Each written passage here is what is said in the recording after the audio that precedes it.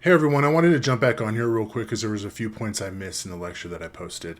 And that's kind of how this semester is going to go. I want to try to make it as similar to an in-class environment as possible. So there might be many times throughout the semester where I will post something.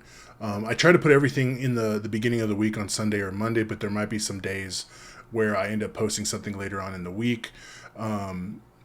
So you might want to come back throughout the week and just check on the weekly folder to make sure you're getting all the content that I'm putting on there. But the thing I wanted to focus on is I know in the lecture I mentioned that the owners are listening to the players and in turn allowing them to lead.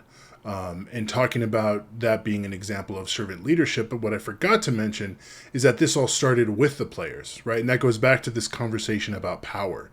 And for them, it's a little bit different because in other industries, we have this idea of legitimate power where your skills and your role, kind of a combination of the two. So if you think about people that are in positions of power, that's why they are experts, right? That expert power.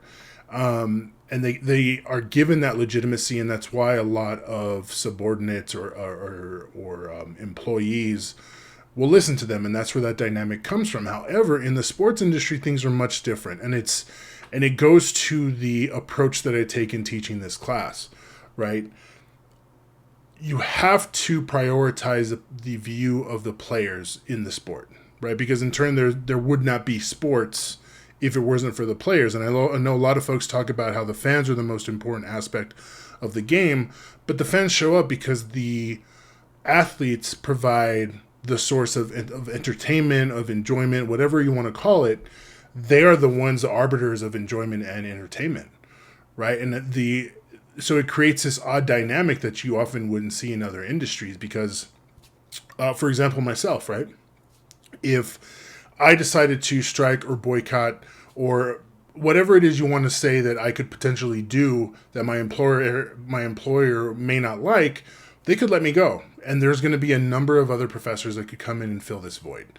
However, it is difficult to find another LeBron James or Breanna Stewart or Naomi Osaka or another Joe Burrow, right? These are all different athletes with very specific skill sets. And franchises work very hard to get these players to their teams, whether it's through free agency, whether it's through the draft. And so that back and forth of power is different because we have an owner who has the financial resources, they have the physical resources when it comes to like the stadiums or the practice facilities, but then we have the players and they have their own source of power. And what they're doing is also an example of servant leadership, right? Because they know that while they are symbols for their team, they're also symbols for their fans. They're also symbols for their own community. And for a lot of these players, it is for the black community. It is for the brown community. It is for a number of different communities that they feel that they represent. And so they are allowing that community to speak to them, and they're allowing that community to lead. So the example of like the strike that the NBA did last week is a prime example of players saying we're willing to give up whatever potentially this might be, whether it's wins, whether it's a playoff game, whether it's money. We're giving this up because we want to listen to our community. And in turn, by then doing that, it switches the power from owner to player to owner.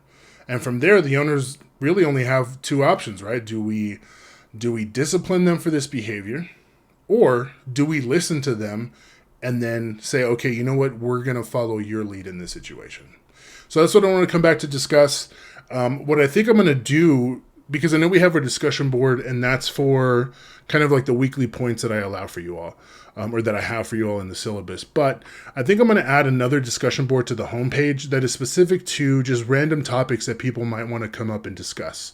And I think that'll help in terms of being able to interact with me a little bit more, but also being able to interact with one another. Because I know the discussion posts that I put up are very specific to the book to ensure that you are gaining what I think are some of the more important aspects from the readings.